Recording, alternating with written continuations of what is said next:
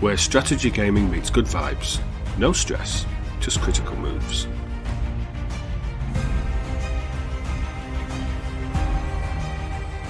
Welcome back to the Critical Moves podcast. Today we're going to be talking about the games of Paradox Interactive. I'm Al, and I'm joined by Nuno. Hello everyone. And by Tim. Good day everyone, how are you doing now?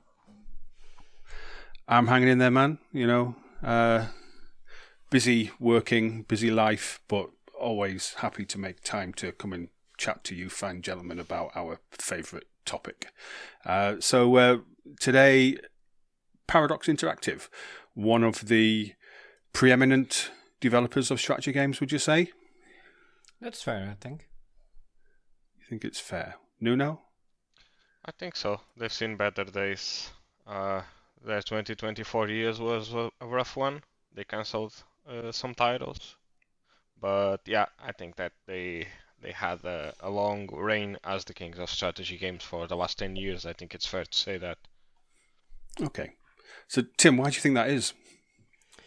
Well, they brought something very unique and have done consistently so for so long now, and so varied at the same time when it comes to the different games, what they each focus on, and they give a unique complexity that the other games just don't, while still keeping it relatively approachable.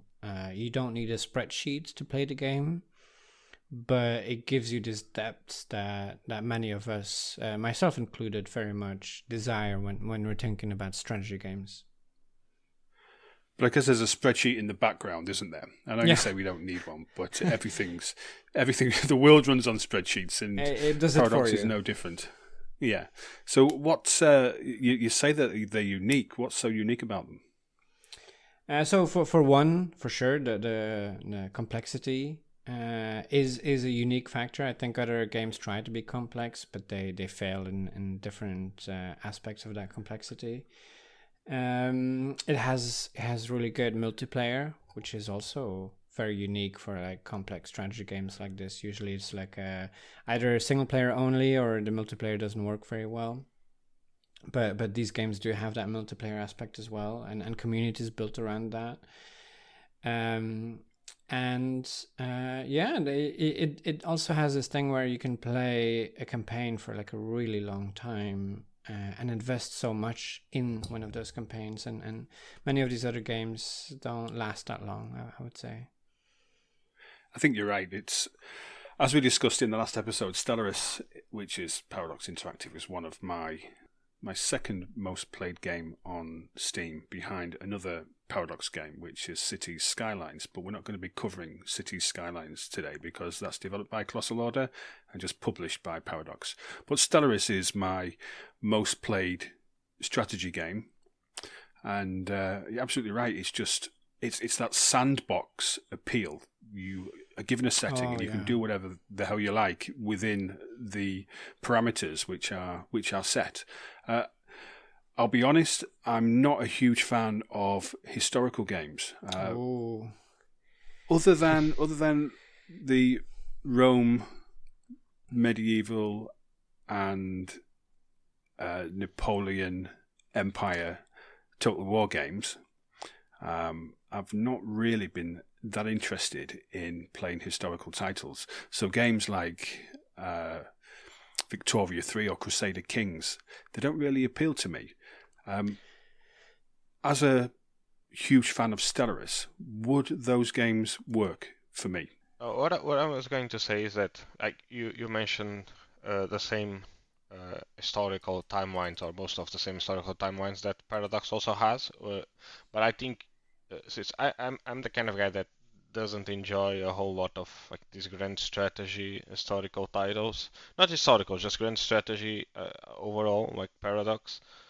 I like some of their games, but they're just not my kind of game, I guess, because I'm a bit like Al in this. Is that I think what differentiates Paradox games from the games I like Total War, is the fact that I think the spreadsheet aspect that you mentioned is too obvious in Paradox game because you're looking at a lot of numbers, like and it's particularly egregious in a game like Crusader Kings, where all your relationships like are numbered. Like you can see to so this guy likes me plus 20, or this guy dislikes me minus 10, and it just doesn't feel like that's how relations work, right? So you never know what people think of you. So I get it why the game works like that, but it just doesn't feel right to what the game is trying to represent. But I don't think you have any other choice when it comes to like those kind of relationship games that Crusader or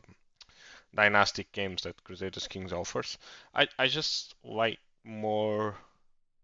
I want to see like the battles. I want to engage in battle, and Paradox games don't offer that. Like basically grand strategy, and I'm more of a tactical guy. So yeah, that's a big difference. And Al, you were asking about that, and you mentioned Total War games, and I think that's like the major difference that these Paradox games have is they don't focus so much on the battle aspect, and they focus much more on other stuff, with an exception that I'll come down to later. But basically, and I see what you're saying, and I kind of have this feeling as well with like, oh, it's plus 10 or just like, it doesn't feel that, but it's a gamification, I guess. And I think it could be done better, but I haven't not seen another studio do it better. So I do have criticism for it, but I feel like this is as good as it gets for now. And perhaps in the future, someone else will come and disrupt the market and will surpass Paradox. But for now, this is as good as it gets if you want to feel like you are, the emperor or the king or whichever of this empire, and you're commanding your advisors to do as you envision your empire should be. If you want to ask Al which game could be for you, one really good way to solve that question is what you're most interested in. And that's something that's really cool about these Paradox games, is that there's all these different games and they each focus on a very different aspect of being a ruler. And they're tied very well with the time period as well. So you mentioned Crusader Kings and the relations. That's a huge thing. If you want to focus on this like individual and like relational based ruling, basically, Crusader Kings is that for you. You have it's all about personal plots, about traits that rulers have, about the relations that you have with each other, and it ties into this feudal system where the feudal lords would basically fight over who gets the favor of the king and so on. And if that's something that could be interesting to you, that's definitely a game for you, then I would say. So I suppose it's quite interesting, really, because if you consider developers like Firaxis with Civilization, it's just it's quite formulaic. It is Civ 1, Civ 2, Civ 3, and with very very little difference between the titles. I mean, even Alpha Centauri, which is very very old, was that Firaxis as well? It was certainly Sid Meier. It's the same game, just with a different setting, and it sounds like these Paradox games are not doing that. It's not just a case of, hey, let's take Crusader Kings and put it in space. No, not at all. And there's a different focus on. In each game, there's a different focus on specific types or specific parts of what ruling an empire would be. Yeah, and you see that if you like the tactical aspects, and I don't know if you've played Hearts of Iron, that focuses very strongly on like the war aspect, on the tactical aspect. There's also some industry and technology that is not present in a lot of the other games. So like technological advancements and something like it's not so relevant in the Middle Ages, technological advancement, but it's very relevant when we're talking about World War II era. So there is that as well for those who want it, but I think it's a bit of a very complex game. It's one of the hardest ones of all Hearts of Iron. I just want to say that if I ever publish this podcast on strategy and wargaming, a lot of people are going to crucify Tim because he said that Hearts of Iron is a tactical title. Because every time the most tactical out of all the other Paradox games, it's the most tactical. Like every time I write something about that has the word tactical or strategy in it, like everyone just has an opinion on that. But I get what you mean. No, when I say that I enjoy tactical titles, what I mean is just like more focused, like so the battles itself rather than the grand scheme of things. But yeah, I agree with you. And Paradox has when they you can clearly see that when they're designing their games, they can envision what was the main, how do you say, frame of action during that time period. So yeah, in Crusader Kings it was the feudal system, so a lot of interpersonal relationships. In Europa Universalis it was mostly exploration and trade. Yeah, mercantilism Victoria is all about like the social change of the 19th century, and then when you get into Hearts of Iron, the focus is on logistics and warfare. And I guess it's fair to say that they drill into some specific systems depending on the time period they're on. But I always end up feeling that the games are very samey, even though the focus is different. So if I look at something like Europa Universalis and Crusader Kings, they play differently, but at the end of the day, you could say that the goal is still the same. You just basically paint the map of your color, and I don't know. I just think that like Paradox tries to be a jack of all trades and tries to do everything, but I would rather my kind of game is just like something that drills specifically into some aspect of something. And as someone who loves historical titles, I think that you have a lot of great options out there. If you're the kind of guy that likes like very small settings, if you like very specific battles or something that's really specific, there's a lot of other titles. But yeah, if you enjoy grand strategy and if you like the idea of ruling your empire, I think you would be very hard pressed to find something that rivals the complexity and depth of Paradox games. I could say Total War, but that would not be true at all, because Total War is very simple in its strategic layer. One trouble I have is with Stellaris. What is the focus there in Stellaris? What would you say is like the main idea behind the levers of power? I have never played Stellaris. I just played the historical titles. So as we discussed last week with Stellaris, I think we said it does lots and lots of different things, but it doesn't do any of them to a really in-depth degree. So I think what I most enjoy about Stellaris is the empire building side of things. So there's not a focus on economy, not a focus on paint the map. You can play wide, you can play tall. It doesn't have to be expansion beyond all others, and in fact you're penalised for expanding too far with empire size modifiers.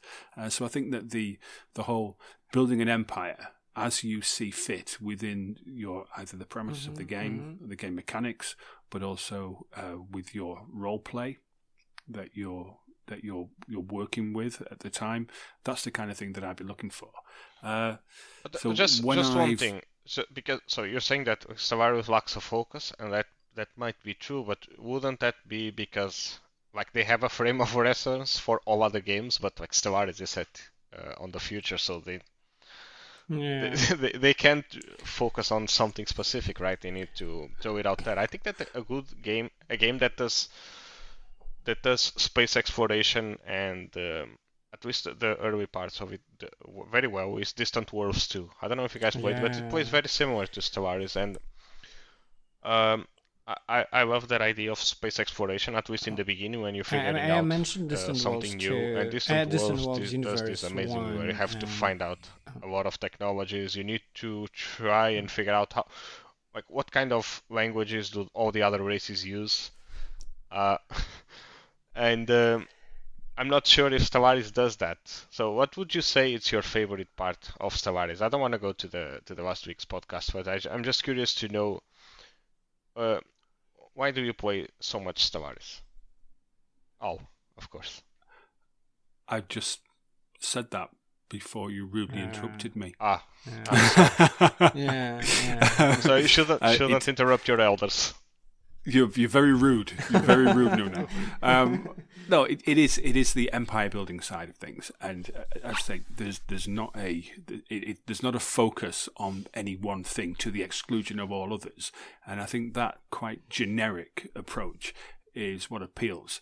You can do bits and pieces of everything. So when you talk about Crusader Kings with this deep focus on your lineage, on your relationships, that perhaps overshadows other parts of the games. It does. If you're heavily into tactical battles or managing an economy or anything like that, or building a settlement, you can't do that in Crusader Kings because, or maybe you can, but it's very superficial. It's extremely superficial. Yeah.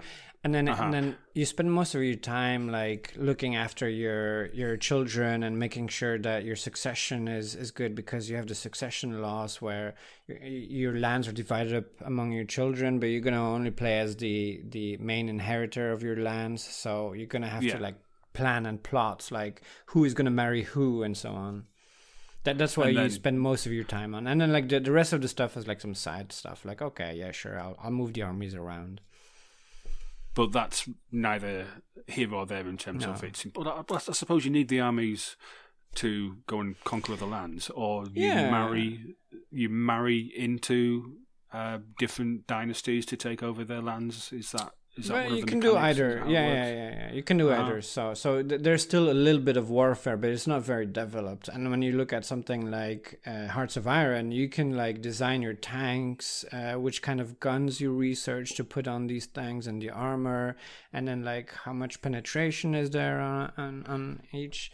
And then like in Crusader Kings, like, yeah, okay, I'm gonna make some more units, and then I'm gonna send them over there, and okay. Right, okay. So I think that's what I'm looking for. So let's say I am going to try another Paradox interactive game, which isn't Stellaris and which isn't Cities Skylines, and I want that whole experience. I don't want to focus on, I played Crusader Kings, but I played for about I don't know, an hour when I just thought this just is not for me. I'm not interested in seeing who marries who. This is my life is a soap opera. I don't need my games to be a soap opera as well. And it wasn't really something which interested me. Hearts of Iron, I've never been a huge fan of World War II. You're British, so your game of choice should be either Europa Universalis, where you're basically colonizing everything, or Victoria 2. Which has the name of one of your most famous queens. And no, I'm kidding, of course, but I think that the reason why I say that is that because Europa Universalis feels like the most generic one. It doesn't focus like Hearts of Iron focus on logistics, like Crusader Kings focus on relationship, and Europa Universalis focuses on generic empire building most of the time, while it has that aspect of exploration that pretty much every strategy game has, or at least that we're used to having in most games. So I think it's the best entryway kind of game that Paradox has. I think it's like the most generic of all, at least from the historical ones. Yeah, I would agree with that, but I have a bit of a controversial opinion, and I would say that Victoria is probably one of the better games, because I think that it does very well with not being a map painter. It's one of your criticism of Paradox games, and Victoria, it doesn't incentivize map painting at all, and it's much more about managing your existing empire. and maybe adding a little bit here and there, but mostly about, okay, this is your empire that you have, and you have to manage it. So there's like internal strife and discontentment, and there's different factions that you have to manage, and so on, and the technological progress and all of that. And the economy is a huge thing as well in Victoria. There's like the global markets, there's like specialization, there's like the influence that inventions have on the economy, and it changes a lot over time of the duration of the game. You have to adjust massively to the changes that technology makes, and so on. And you can go bankrupt. This is something that's really cool. If you can go bankrupt in a game and fail super hard, it means that there's a real challenge that you have to uphold, and you're not just looking to make the thing go a little bit bigger, but you're also kind of like it's a real struggle. And I think that's really powerful, a struggle like this. That's why I said that Europa Universalis is probably the best, because most people are used to that painting aspect, and Al was asking for which game she should start, so that's why I said that. Because I agree with you. Victoria is probably it might not be the best. I'm not sure, but it's one of the most interesting time periods to game on. So I think you're right. I just said that for someone who never played an historical Paradox title, I think that Europa Universalis might be probably the more generic one. Is Europe? I can never say it. Europa Universalis. Is number 4 the most recent one? So they're working on a 5th one, actually. You know that the guy that designed that game is French, and I interviewed him, and I could have asked him, how do you say that? So now I'm feeling bad about it. But how would the French say it guy very differently to me? How would the French guy say that? Tim, you're French. Universalis. See? I don't know. Come again? So the 4th one is the most recent one. Yeah. They're working on a 5th one. It came out so in I actually do own Europa Universalis 4. I do own it. I've just checked my Steam library. Playtime, 24 minutes. Yeah, that's not a lot. It is hard to get into. It is hard to get into, and you get overwhelmed really easily by everything that there is. And you're playing 100 hours into it, and you're still like completely unaware of like a tons of stuff that is happening in the background. That you're like, oh wait, that's why I've been struggling with this whole time. Oh my goodness, I can't believe it. Because of the spreadsheets. It's just, okay, here's the thing. It came out a while ago, and then all the every single DLC added a whole bunch of mechanics. Now there's like a huge bloat of mechanics, and you have a million different things you can keep track of, and you can do and invest in and change and adjust and so on. And it happens with these Paradox games that over time they get a little bit bloated. And I think that's why they're moving on to a 5th one, to be honest, because they've noticed that. Okay. Well, it's an interesting point, and I think we're going to move on to something which I think is something which Nuno wants to weigh in on. This is where he does his famous burning bridges thing. You mentioned the bloat and the addition of mechanics because of all of the DLCs. Now, and I think we mentioned this last week about Paradox's business model is heavily into releasing downloadable content, payable downloadable content. I think they relied on that too much. That's their business model, and it's a business model that works. And okay, when I say it works from a commercial perspective, because clearly they are one of the most successful, popular developers within the genre that we're interested in. But I want to ask Nuno why it displeases him so much. It's not like you're saying that it works, but like in 2024, I think they lost like 90% of their EBITDA, so they took a massive hit. Not just because of not releasing DLC, but a lot of other things that went wrong. and they canceled a number of games, so like Prison Architect and the other one about it was very similar to The Sims that I can't recall the name right now. But the reason why I dislike that is Is just it because Second Life? It's not second. Is it no, no, second? no. Second Life is another. I can't remember the name of the game, but yeah, it looked promising. In fact, it's kind of sad that they decided to can it.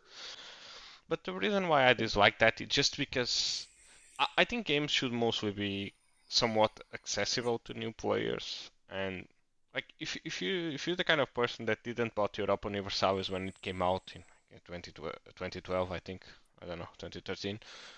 I mean, if you look at the Steam page for that game, the whole experience is gonna cost you hundreds of dollars. It's a bit daunting, I think. Yeah, of course, the base game is very cheap, but I'm not even sure how they manage like to keep everything together when they uh, adding new DLCs, they removing mechanics, they revamping mechanics, and how does it stay intact for the base game if you don't have anything else?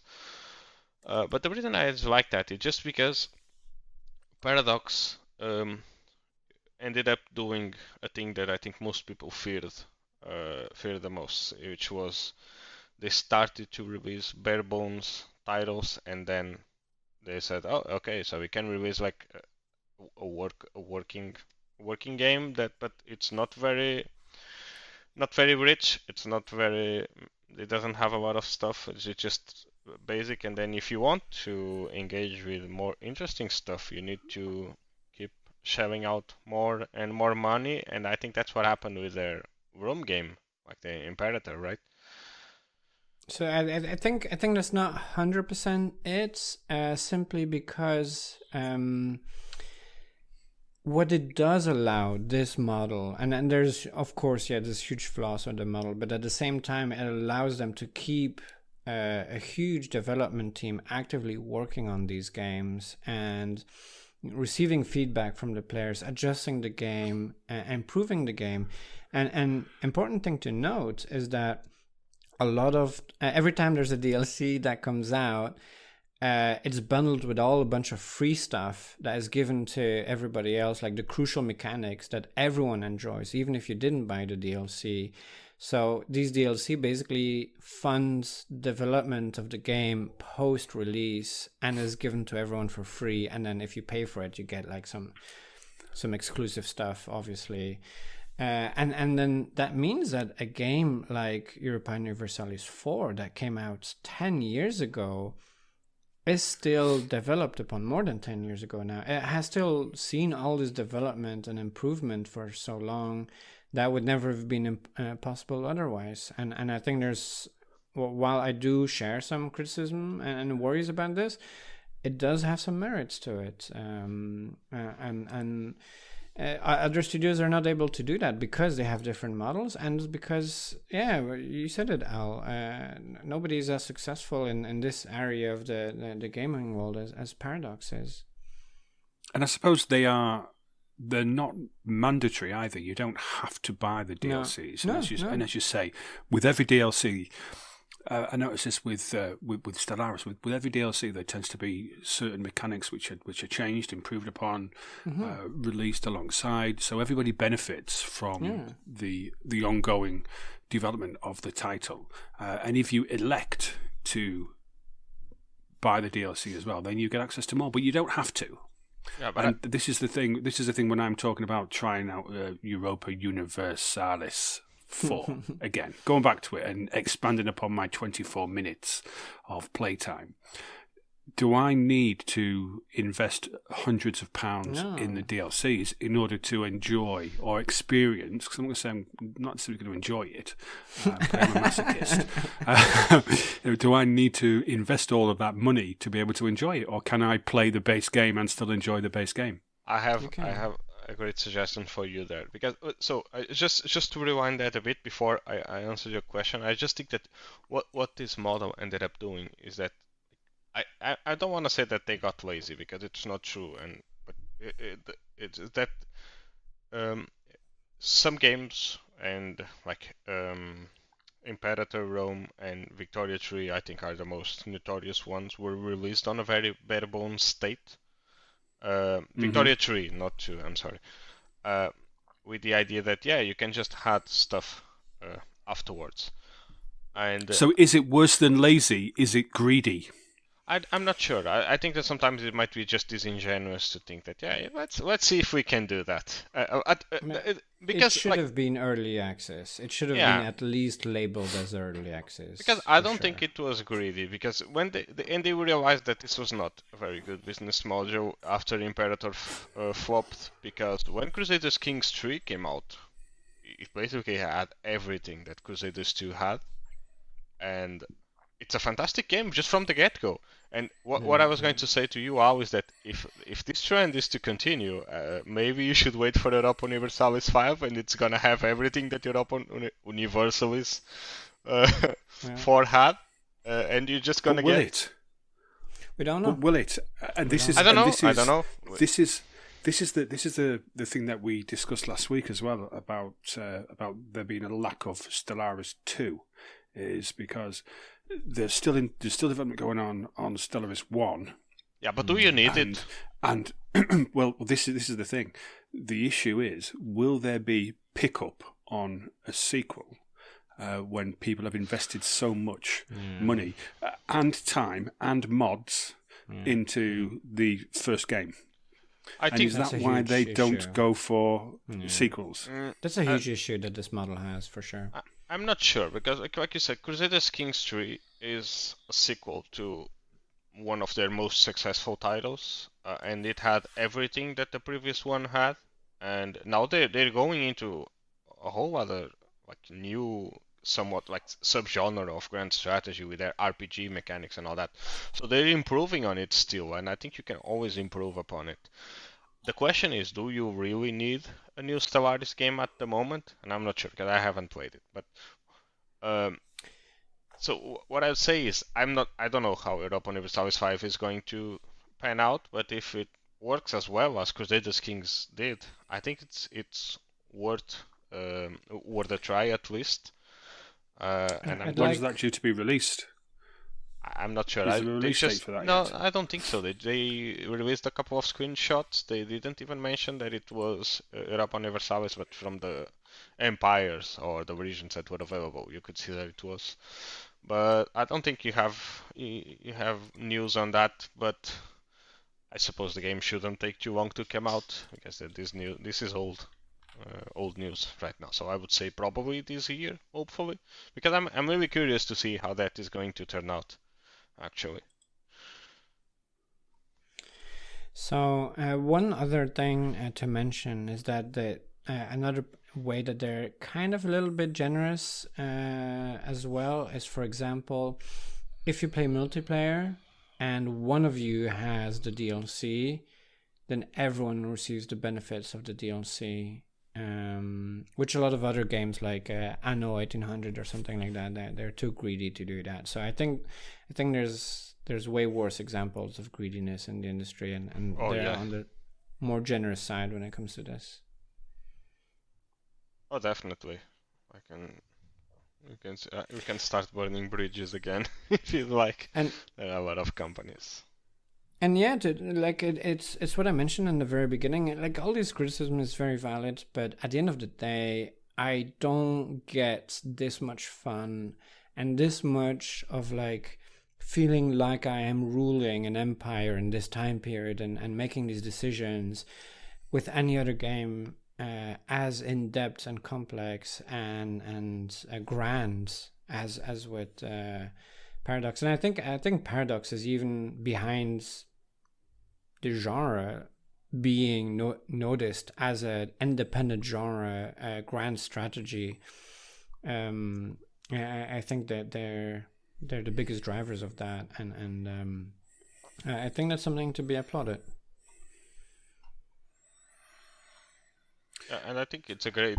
They did a fantastic job bringing people to be interested in history and in strategy games. So it's undeniable that they left their mark on the gaming sphere. I sometimes see that like in Reddit threads or something, or in person, like someone will talk about like an obscure historical facts, and someone else will be like, "Oh, how do you know that?" And then they'll be like, "Oh, well, I played Europa Universalis, and then there, there's this empire here with this kind of events that happen, and I know about it because that's kind of cool, that it interests people like that in these topics." Well, one question that I have is like, for you guys.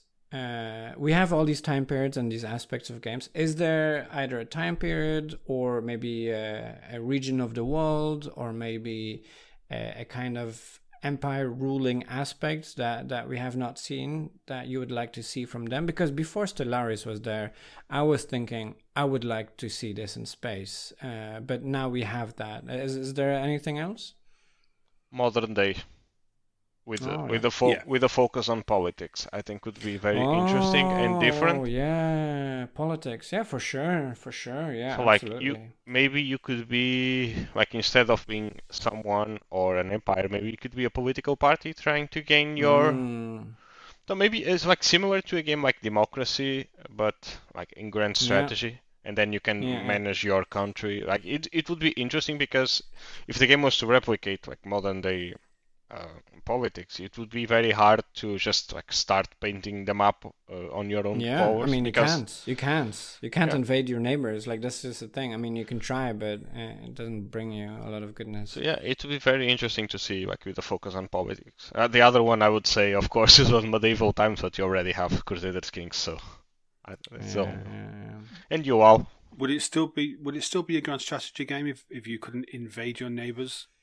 Sure, but I mentioned earlier, you have tons of these games where the main focus is not warfare. Like in Victoria, like you can go to war and there's a war aspect, but the war is like very dumbed down, and also it's just not that incentivized, because you have like these alliances, and it means that other people protect certain areas, and then you have like a really big war, and then you gain like very little from it, and it's just more effective to invest in like economy and so on. Mm-hmm.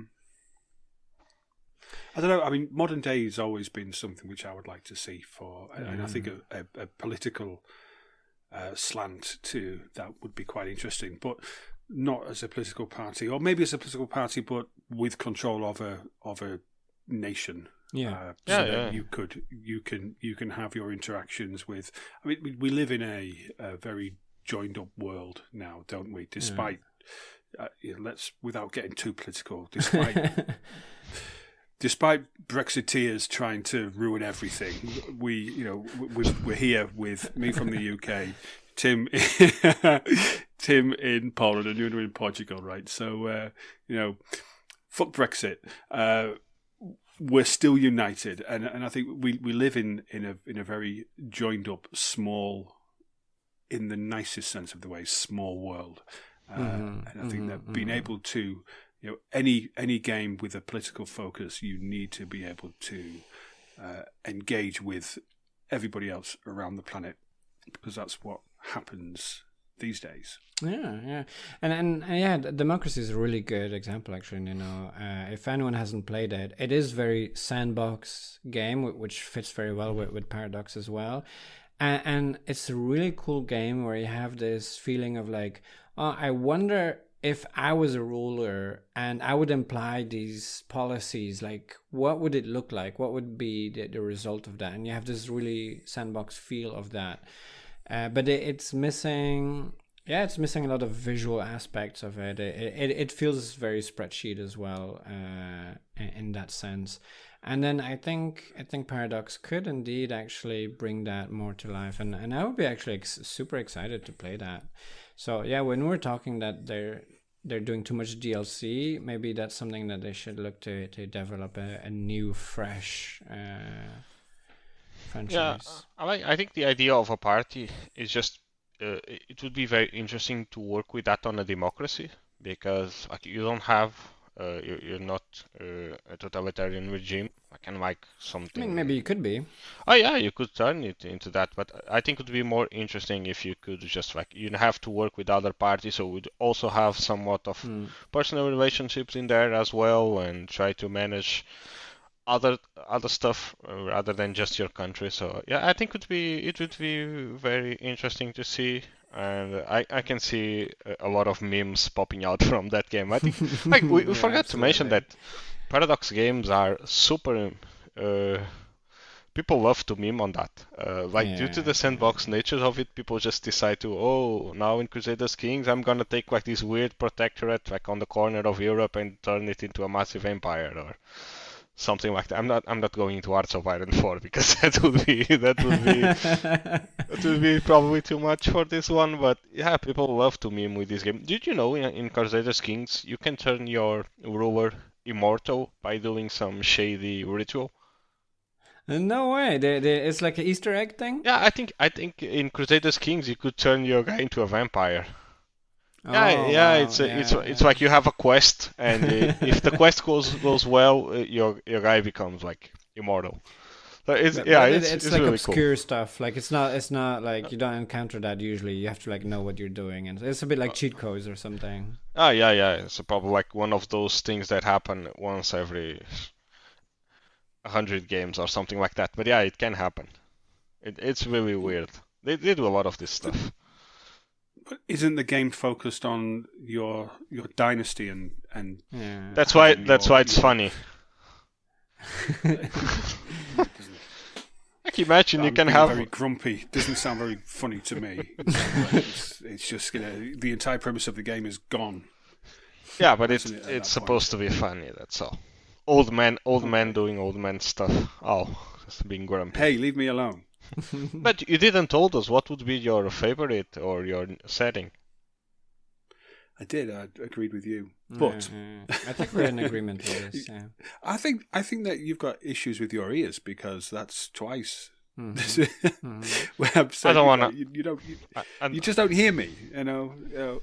I need to be heard. The or Cold I War. just ignore you. Oh, I think. Oh, Cold War. I think. Yeah. The Cold War. Yeah. So taking your political idea and putting it into a Cold War setting. Mm-hmm, Um, mm-hmm. with the option to not play as the United States or not to play as the USSR, but to play as one of the client states, one of the satellite states, or somebody entirely different, somebody Espionage. non-aligned. Espionage. Yeah, it could be a Yeah. huge part of the game. Because and everyone. Yeah, go ahead. And when we talk about the war aspect, the risk. Yeah. So you make the war very accessible because you can always go to war, but there was a lot of proxy wars. If you look at the Soviet invasion of Afghanistan and the Mujahideen, there was lots of proxy wars that went on. But the risk of going full-blown war is the end of the game because it's the end of the human race. Wow. I have great news for you both.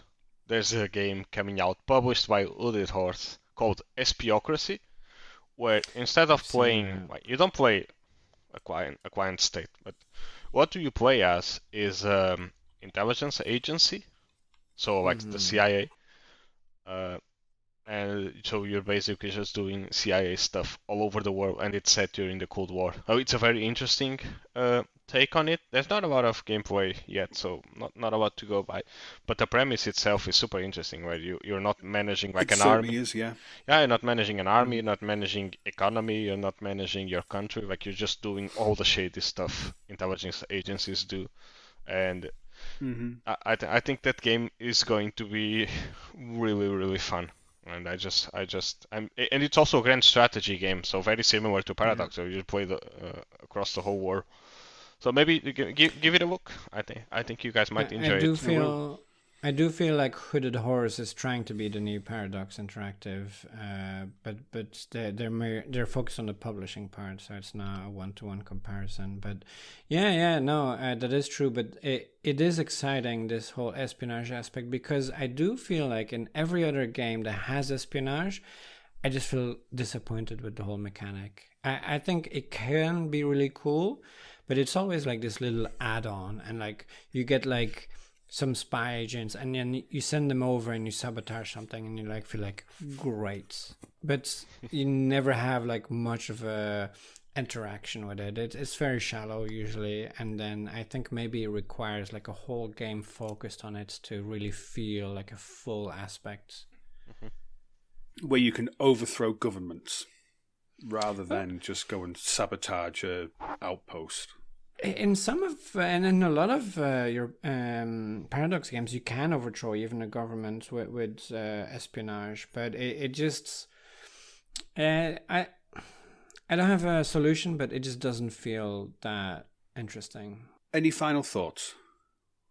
I would say I enjoyed Paradox games tremendously, but I hope for some adaptation and some pivoting, and I think they need that, and some freshness, yeah.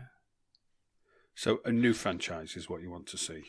New franchise doing something a bit differently, which is tough because they have so much expertise in exactly what they've been doing, right? But I think they need some freshness, some new direction, some new mechanics, something like that. Yeah, new and engine, that's the risk, isn't it? It is. That's it's the huge risk. It's do or die, really, because I mean, yeah. You do something new and it doesn't work, and that's a lot of time, money, effort wasted, which is probably why we're seeing this theme at the moment where everything is a sequel. With one game we've mentioned is Europa Universalis 5, which hasn't even been announced yet. I think it's Project Caesar, I think is what they're calling it. And people are assuming. It's a safe bet. 4 was successful. Bring out number 5. It will be successful. Lack of innovation, but that's perhaps a subject for another time. Nuno, any final thoughts? No, I just wish they can recover from the bad year that they have, and that they continue improving their games, and hopefully, like Europa Universalis is gonna be fantastic, because I really want to dive into Europa Universalis, but I don't want to do it right now because I would rather wait. And maybe some guy at Paradox listens to this and decides to create like the modern day equivalent of that. So yeah. Other than that, I think I don't hate their game. They just like they're just the kind of thing that is really not my stuff. I'm more excited for other games, but hopefully Europa Universalis 5 will change that. So we'll see. When Paradox release a Cold War espionage title, we want to make sure we get credited. Yeah. There we go. You heard it here first, folks. Absolutely. Yeah. Well, thanks for coming and speaking to me tonight. Always appreciated and always lovely to see you both. For our listeners, the best thing you can do to support us, and it's really, really helpful, is if you share this episode with someone else who you think will enjoy it. That's the best way to get the Critical Moves message out there. So please do, and please join us next week, where we are going to be talking about we don't know yet. Nuno is going to come to us next week with a subject which we are entirely unprepared for. It could be a complete waste of time. It could be It's probably going to be a complete waste of time. It's probably going to be a complete waste of time. It might be a shit episode. But, it's probably going to be a shit episode anyway, as well. I'm going to have fun with it. Yeah, me too. That's the important thing. As long as we're still enjoying ourselves, that's all that matters. So, with that said, I'll bid you all good night. As always, take it easy. Adios. It was a pleasure. Cheers. Goodbye, everyone.